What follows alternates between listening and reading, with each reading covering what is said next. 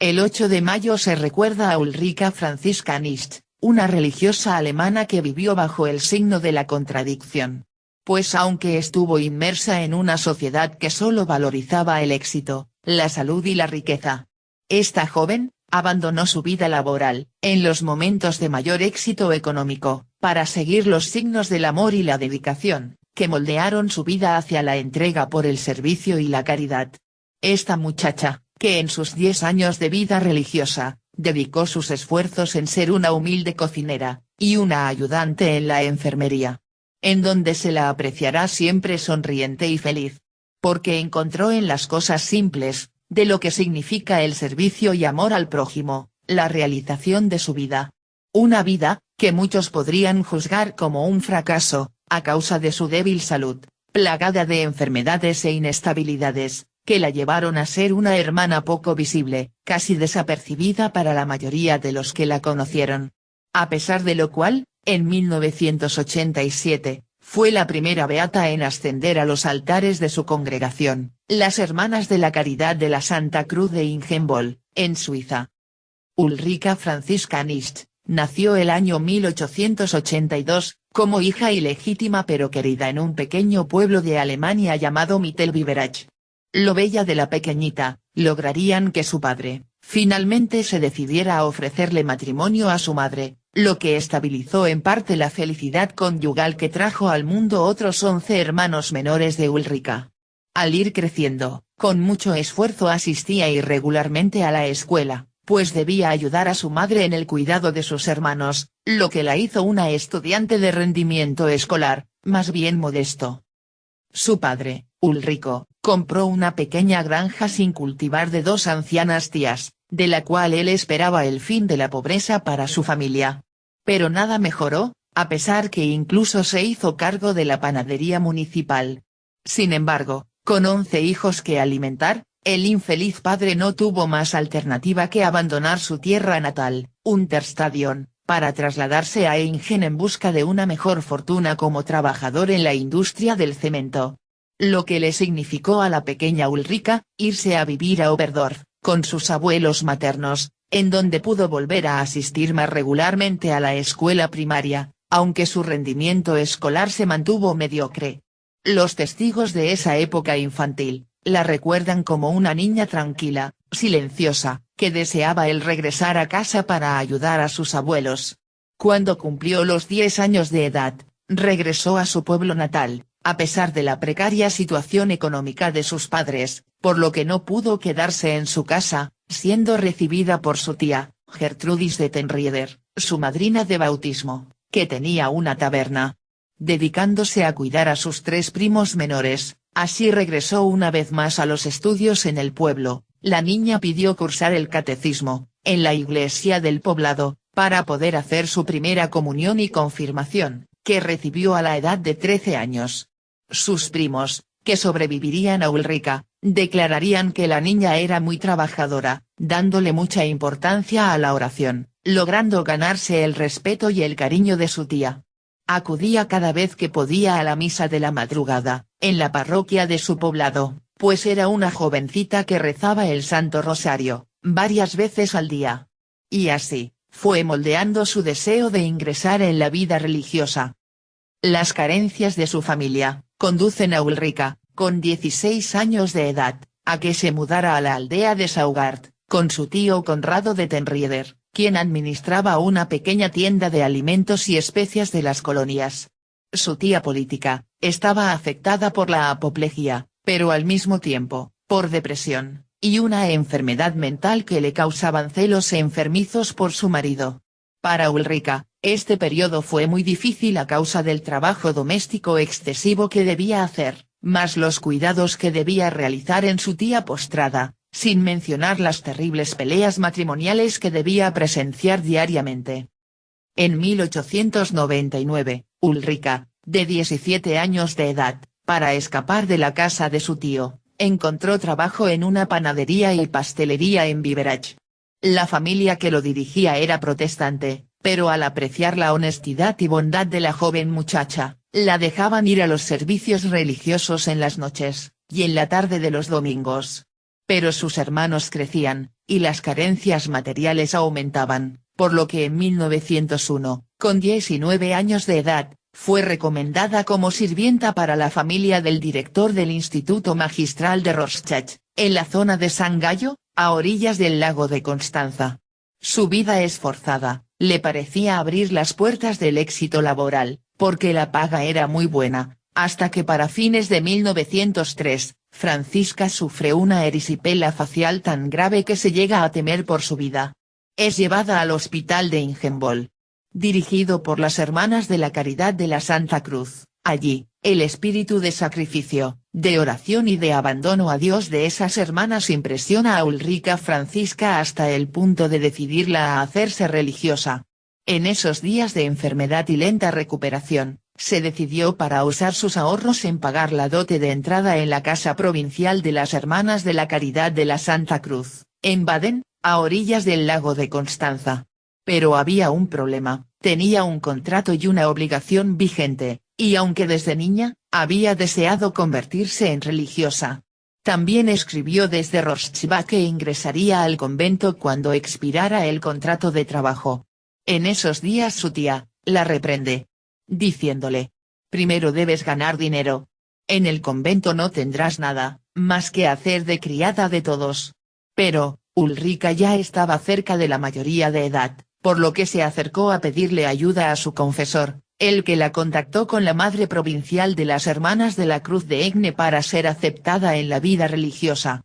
Pero, a principios del siglo XX, aún existían muchas convenciones moralistas, por ejemplo su condición de hija ilegítima era una dificultad.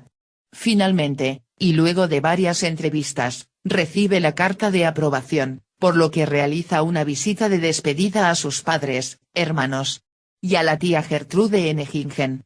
Así, es como Ulrica Francisca de 21 años de edad, en 1904, ingresa en la congregación de las Hermanas de la Cruz, en el convento de Egne, pequeña ciudad alemana de la ribera del lago Constanza. Inmediatamente se la asigna para el servicio de la cocina. Se trata de un trabajo fatigoso que impone sacrificios como la privación frecuente, durante la semana, de la misa y de la comunión, de la oración en común y del recreo. Durante la segunda etapa del postulado es trasladada a otra casa, a Zellweyerbach, donde solo hay 3 religiosas y la superiora, mayor y enferma, que necesita ayuda. Francisca la sustituye en la cocina, trabaja en el mantenimiento de la casa, que pronto reluce de limpia, y con los enfermos. A pesar de ser una religiosa nueva e inexperta, Ulrica nos enseña cuál es su don del fervor. Ella escribe: todos somos hijos del mismo Padre Celestial, por eso, en nuestras relaciones con nuestros hermanos, debemos aportar la misma dulzura y la misma ternura que con el Padre. La conciencia de ser una hija de tal Padre, debe alejar de mí toda ansiedad, toda desconfianza con respecto a Dios y a su divina providencia. Además, el Espíritu Santo nos enseña a convertir el trabajo en oración.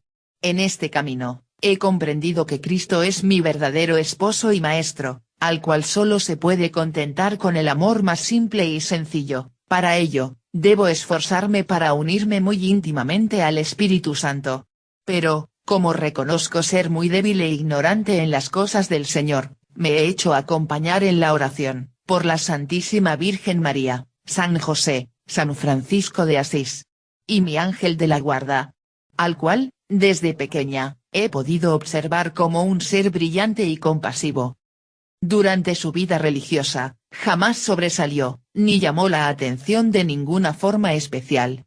Desde un principio, tanto sus superioras, como hermanas de la comunidad, la apreciaron porque era una religiosa servicial, animosa, caritativa, pero carente de cualidades y virtudes carismáticas sobresalientes. Una vida como muchas otras, incluso más afligida y más ocupada que la vida de la mayoría. Pues, sus continuas enfermedades, la hacían ser considerada por algunas hermanas, como una carga, más que un apoyo para su comunidad religiosa. Nadie, ni fuera ni dentro del convento, hablaba acerca de ella. Su vida de servicio diario, pasaba desapercibida ante su mundo y contactos. Sin embargo, Sí existían cualidades especiales en la enfermiza hermana Ulrica Francisca. Pues cada vez que podía, si era posible, en forma silenciosa y anónima, acudía a postrarse frente al tabernáculo. Los trabajos que le asignaban, que eran los más simples, como el de cocinera y aseadora, lo hacía con relativa calma, lo que la convertían en lenta y poco eficiente. Pero con tal paciencia, soportando en silencio sus dolores de cabeza sin quejarse. Pero, a pesar de toda esta simplicidad, en el cuaderno de Ulrica Francisca, ella ha dicho mucho sobre las razones que la llevaron a una vida así, siendo su principal motivación, el amar al prójimo ilimitadamente con sus escasas fuerzas. Quizá uno de los hechos más destacables de la espiritualidad de esta hermanita, sea que ella se consideraba la peor y más ineficiente de todas, en su comunidad, siguiendo las recomendaciones de la gran doctora, Teresa de Ávila. Ulrica, realizaba semanalmente un profundo examen de conciencia, anotando con todos los detalles, sus debilidades y caídas en el servicio al prójimo. Por lo cual, realizaba una exhaustiva y profunda confesión semanal, durante la visita que realizaba el director espiritual del convento. A principios de 1905, es llamada a Egne para empezar su noviciado. A partir del día siguiente, retoma su servicio en la cocina. No es lo que había soñado, pues el trabajo es duro, pero sabe adaptarse a la situación. Cuando le preguntan cómo consigue soportar el calor del fogón, aguantar las humillaciones y acabar tanta faena, ella responde con seguridad: por amor al Salvador, por él, todo se puede.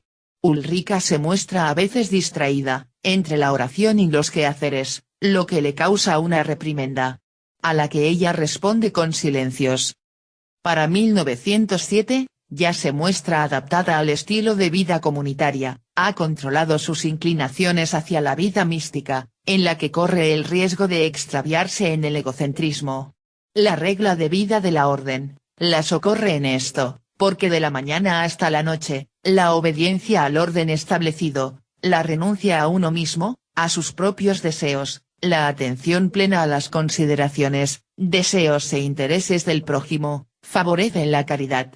Ulrica se muestra paciente, sin envidias, no obra precipitadamente, reprime sus ambiciones, no busca su provecho, ni sobresalir en nada, no conoce la irritación ni la discusión, no piensa mal en nada.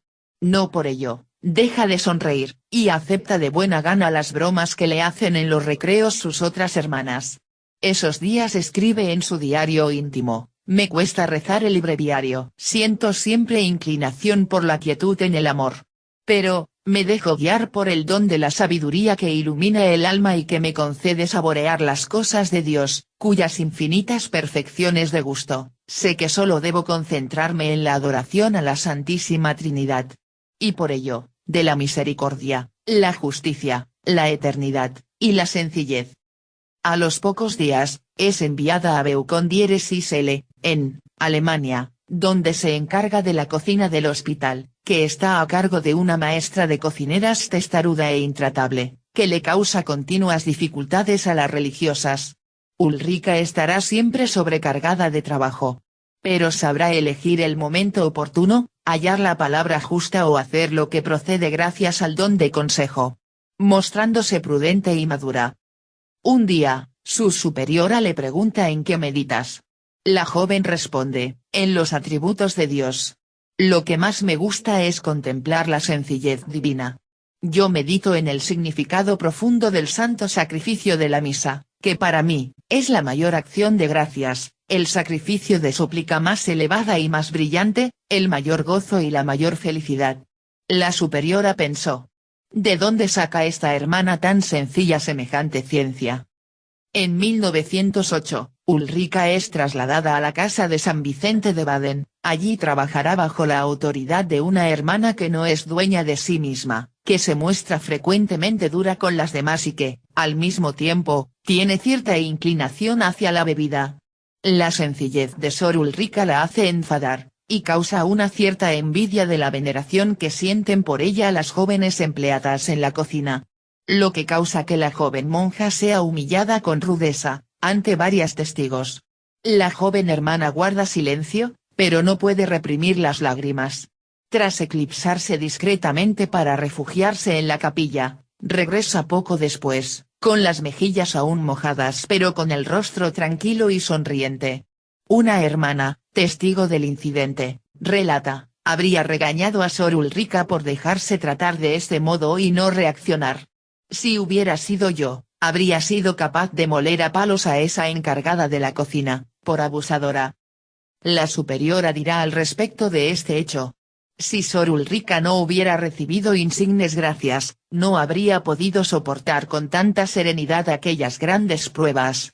Ella posee el don de la fuerza y la paciencia, que le permitirán cumplir perfectamente las obras de la vida cristiana designadas por el Señor, a pesar de las numerosas dificultades y de los obstáculos del camino. Para 1909, Ulrica padece violentos dolores de cabeza y un catarro junto a una sinusitis maxilar purulenta. Debiendo ser operada, para luego reemprender tranquilamente su trabajo habitual. Está convencida de que si confiamos en Dios y en su ayuda, nunca seremos abandonados. Ella siempre decía, lo mejor es desconfiar de sí mismo y confiar solo en Dios. En la luz de la contemplación, valoraremos la humildad y la humillación. Las múltiples ocasiones en que soy regañada adquieren su razón en el hecho de que Dios las permite, y que son, ante todo, los medios de una unión más íntima con Jesús, quien también sufrió desprecios e injusticias. Con su carácter apacible y alegre, Ulrica Francisca, consigue mantener elevada la moral de todas mediante divertidas réplicas. Enseña hermosos cánticos a las jóvenes que están a su cargo en la cocina, e incluso algunas veces llega a bailar con ellas. Su amor por el prójimo se manifiesta especialmente hacia una joven empleada desdichada llamada Gusti, que había estado 3 años en prisión, por haber echado en un foso, a su hijo recién nacido. Como no tenía en dónde vivir, las hermanas de la Santa Cruz la han acogido, pero la mantienen a distancia, y vigilada. Ulrica empieza a ocuparse de ella con particular esmero. A pesar que Gusti manifiesta hacia todos un odio implacable. Ulrica reza y ofrece a Dios sus humillaciones y sufrimientos cotidianos por la conversión de su protegida. Poco a poco, Gusti cambiará de humor y se hará sociable. Esta mujer declarará, luego de la muerte de Ulrica, ella, la hermana Nist, me dio una nueva alma, gracias a lo cual, me sentí acogida, perdonada, y pude rehacer mi vida, al casarme con un buen hombre. Ulrica Francisca, explica de este modo uno de sus mayores sufrimientos, a pesar de las enormes gracias y piedad que el Señor ha tenido conmigo, todavía tengo defectos. Se trata de faltas que escapan a la vista de los demás, pecados de debilidad, de omisión o de precipitación debidos a mi fragilidad humana. Confiesa lo siguiente a un sacerdote: Padre, las relaciones con mis hermanas se tornan cada día más difíciles. No consigo soportar gran cosa, sobre todo por la mañana. Si al menos se callaran, pues me enfado tan a menudo. Soy muy débil, no me siento en absoluto contenta de mí misma. Yo siento en mi corazón que debemos amargarnos y llorar nuestros pecados, pero no debemos perder el valor y convertirnos en seres temerosos, porque el Señor nos socorre con su gracia, cuando la solicitamos confiadamente. Cualquier pecado debe fortalecernos en la humildad y sernos útil hasta hacernos reconocer cada vez más que no soy nada. Ulrica es muy temerosa de ofender a Dios, por ello desde siempre, realizó un minucioso examen de conciencia.